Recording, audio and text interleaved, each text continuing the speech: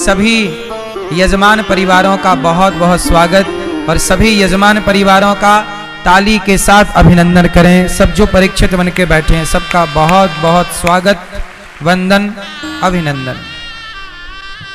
प्रिय भक्तों, कथा की पावन गंगा हम सुन रहे हैं। हमारे भैया श्री अजय बिश्नोई जी, भैया प्रणय प्रभात पांडे जी, गुड्डू भैया विधायक बहुरीवंश क्षेत्र, आप सभी के प्रयास से यह कार्य यहाँ पर हो पाया है। और हमारे गुड्डू भैया का कहना है, प्रभात पांडे जी, प्रणय भैया का, कि बहुरीवंश क्षेत्र में भी एक कथा का आयोजन होगा आने वाले समय पर। हमारे गुड्डू भैया बहुत प्रयासरत हैं इस कार्य के लिए, दिन रात बेचारे लगे रहते हैं। जबकि कथा हो, सबको कथा मिले, ज्ञान मिले, सबको सही रास्ता मिले, यही प्रयास है इनका। इन्होंने इतनी सेवा की कि इनकी सेवा और इनकी मेहनत के बल पर यहाँ पर यह कार्य हो पाया है। गुड्डू भैया प्रणय प्रभात पांडे जी का सहयोग ना होता तो यहाँ कथा का आयोजन इस तरह से ना हो पाता। पूरा श्रेय हमारे भैया प्रणय प्रभात पांडे जी का है, गुड्डू भैया का। इनके पूज्य पिताजी भी बड़े परोपकारी थे और वही संस्कार उनके पुत्र इनमें आए हैं। टूटू भैया भी ऐसे ही अच्छे परोपकारी हैं और ये भी। भगवान आप सबको सुखी रखें, आप सबका पावन सहयोग है, इसलिए सब कार्य चल रहा है। अजय बिश्नोई जी का बहुत बड़ा योगदान, उनकी उपस्थिति, उनका प्रयास। दिनेश चौरसिया जी,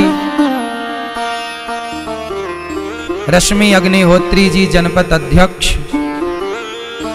आप सभी क्षेत्रवासियों की उपस्थिति, माननीय पदस्थ सभी भक्तजनों की उपस्थिति यहाँ कथा में है। आप जहाँ जहाँ से आए वहाँ से आकर के आपने इस कथा में डुबकी लगाई। आप सभी का बहुत बहुत स्वागत, सबका वंदन, अभिनंदन।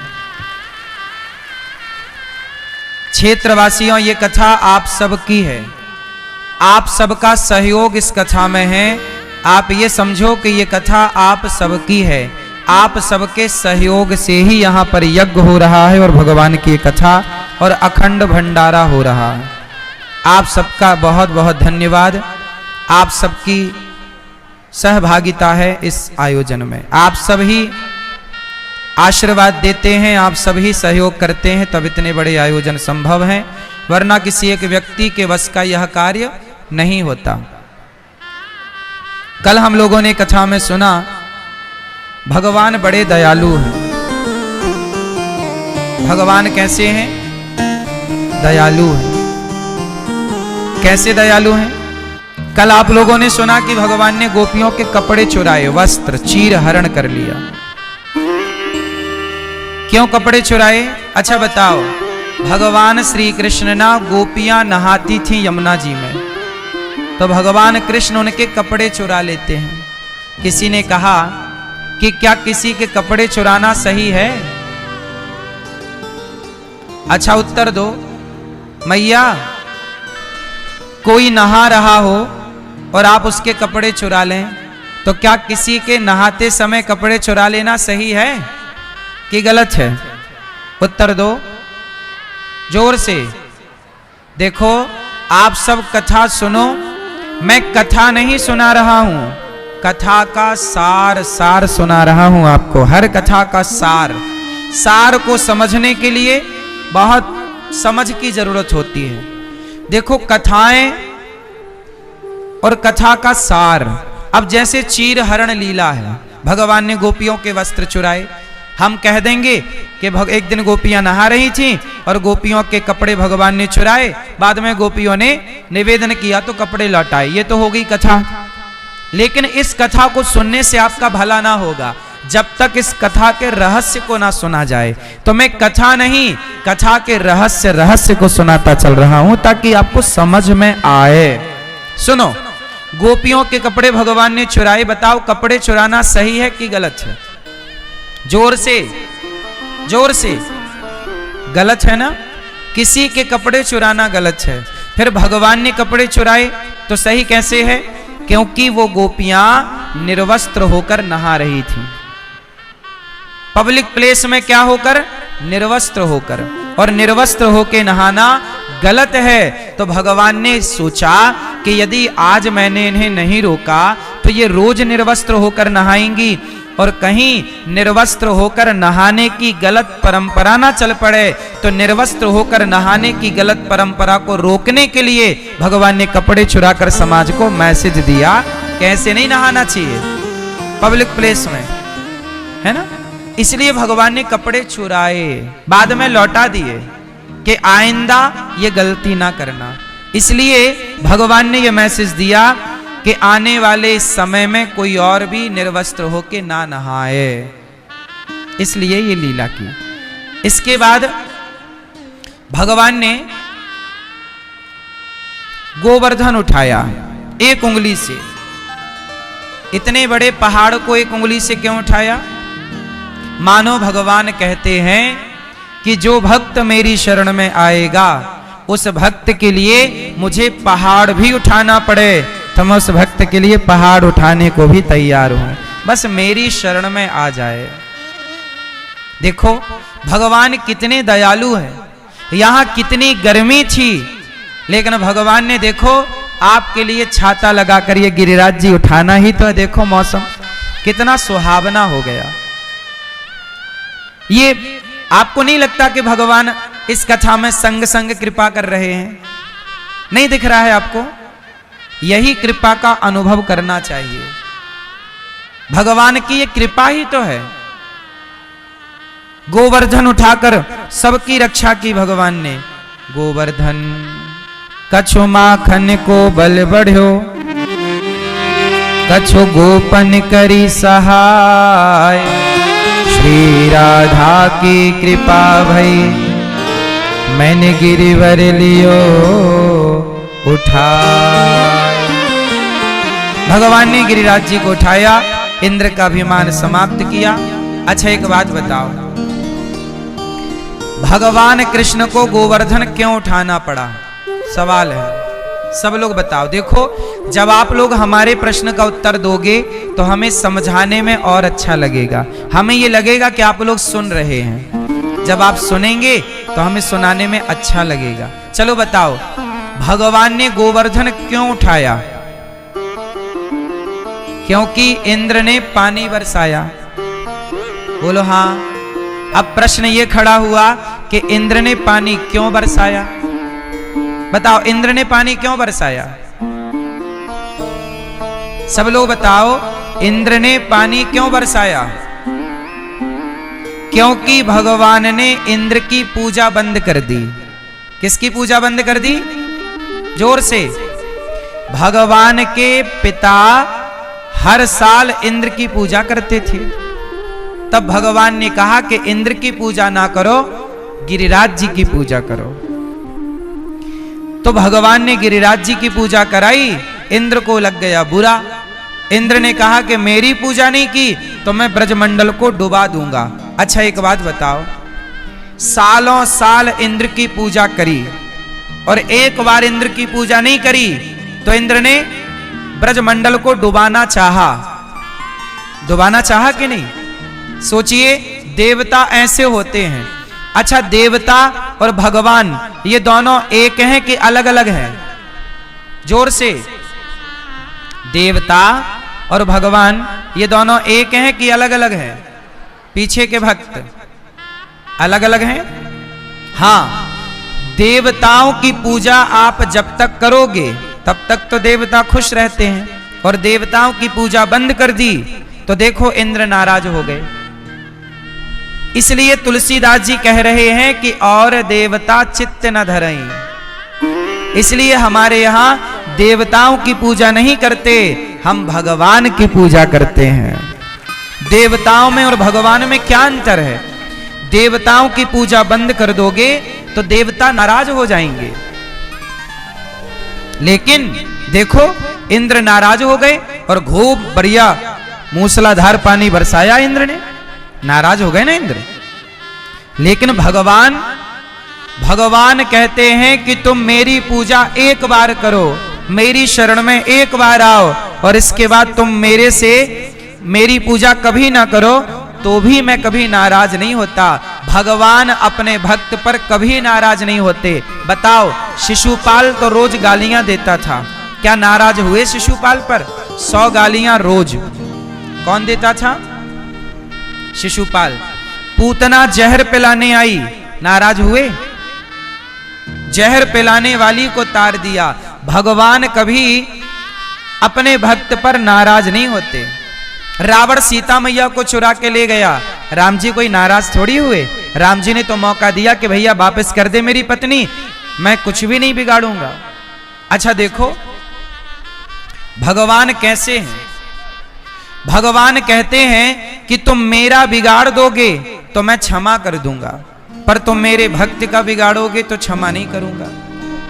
अच्छा एक बात बताओ, रामचरितमानस की एक छोटी सी कथा है, सुनने योग्य है, सुनिएगा। इंद्र का एक बेटा है जयंत। इंद्र का बेटा कौन? जयंत। एक बार जयंत ने माता सीता के पांव में चोंच मार दी, माता सीता के पांव से खून बहने लगा। तब राम जी ने देखा कि मेरी सीता के पांव से खून गिर रहा है, देखा तो जयंत कौआ बन के चोंच मार के उड़ गया। भगवान ने क्या किया? एक धनुष बनाया तिनके का, बाण बनाया तिनके का, और एक तिनका छोड़ दिया ब्रह्मास्त्र बनाकर।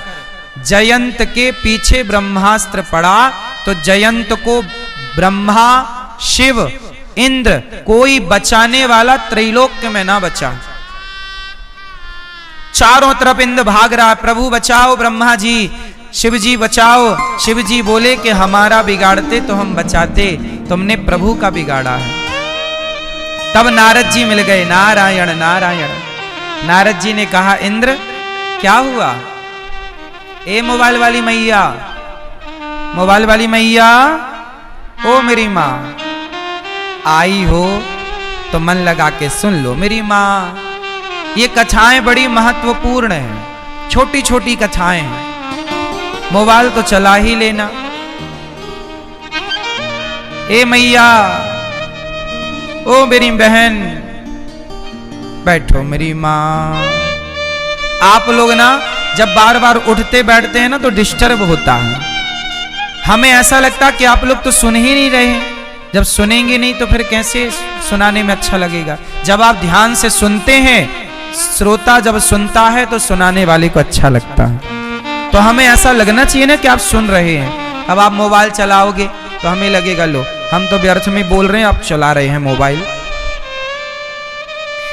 कथा का ये अपमान होता है। जब आपको कथा सुनाई जाए तो आप कथा नहीं सुनते ना, तो ये कथा का अपमान होता है। इसलिए कथा को बहुत ध्यान से सुनना चाहिए। सुनो, कितने लोग सुन रहे हैं ध्यान से? हाथ उठा लो। हाँ, अब ना चलाना मेरी माँ मोबाइल, और बार बार उठना बैठना भी बंद करो। सुनो, एक जयंत, इंद्र का बेटा जयंत माता सीता के पांव में चोंच मार के भागा। भगवान ने ब्रह्मास्त्र चलाया, उस जयंत को त्रैलोक्य में कोई बचाने वाला नहीं बचा। तब नारद जी ने कहा क्या हुआ? बोले प्रभु ने बाण छोड़ दिया है। जयंत ये देखना चाहता था कि राम का प्रभाव कैसा है। तब नारद जी ने कहा जयंत अब एक काम कर, राम का प्रभाव तूने देख लिया कि तू ब्रह्मा के पास गया तो ब्रह्मा ना बचा पाए। जब राम गुस्सा करेंगे, जब राम क्रोध करेंगे तो ब्रह्मा भी तुम्हें ना बचा पाएंगे, शिव भी तुम्हें ना बचा पाएंगे। राम का प्रभाव ऐसा है कि त्रैलोक में राम के क्रोध से तुम्हें कोई बचा नहीं सकता। लेकिन अब एक काम करो, तुम राम की शरण में चले जाओ। तो राम का भी तक तुमने प्रभाव देखा है, जब शरण में जाओगे तो राम का स्वभाव भी देख लोगे कि राम का स्वभाव कैसा है। जब शरण में गया, सीता माँ के चरणों में गिर पड़ा, माता क्षमा, मैंने आपका अपराध किया, पांव में चोंच मारी। सीता मैया ने स्वीकार किया, प्रभु क्षमा करो, ये बच्चा है। तब राम जी ने उसे छोड़ दिया। अब जरा एक सवाल है समझने लायक, एक बात बताओ कि जयंत ने तो सीता मां के पांव में केवल चोंच मारा था, जबकि रावण ने तो पूरी की पूरी सीता को उठा लिया था। अब बताओ कि अपराध जयंत का ज्यादा था कि रावण का अपराध ज्यादा था? अपराधी बड़ा कौन था? रावण बड़ा अपराधी था जो सीता को चुरा ले गया, या जयंत बड़ा अपराधी था जिसने सीता मैया के पांव में चोंच मारी? बताओ अपराध किसका ज्यादा था? जोर से, जोर से, थोड़ा जोर से, हैं? अपराध ज्यादा बड़ा किसका? अपराधी तो रावण था। अब एक बात बताओ कि जब रावण ने सीता मां को चुराया, देखो जयंत ने तो केवल पांव में चोंच मारी ना सीता मां के, तो राम जी ने बाण लगा दिया। जब रावण सीता को चुरा कर गया तो राम जी एक बाण रावण के पीछे भी तो लगा सकते थे। राम जी छोड़ देते ना एक बाण, रावण को कोई बचाने वाला ना मिलता, तुरंत उसे वापस लाके सीता मैया को देना पड़ता, या तो रावण मर जाता या तो वापस आता सीता मां को देने के लिए, कि गलती हो गई। जयंत के पीछे तो राम ने बाण लगा दिया, रावण के पीछे बाण क्यों नहीं लगाया? क्यों नहीं लगाया? जानते हो क्यों? क्योंकि जब जयंत ने सीता मां के पांव में चोंच मारी थी, तब सीता मां की गलती नहीं थी, तब जयंत की गलती थी कि चोंच मारी। लेकिन जब रावण ने सीता मां को चुराया, उस समय सीता मां की एक गलती थी। क्या आप बता सकते हैं कि जब रावण चुराने आया सीता मां को, तो सीता मां से गलती क्या हो गई? आप बताओ कि सीता मां से गलती क्या हो गई? चलो बताओ, क्या गलती हो गई?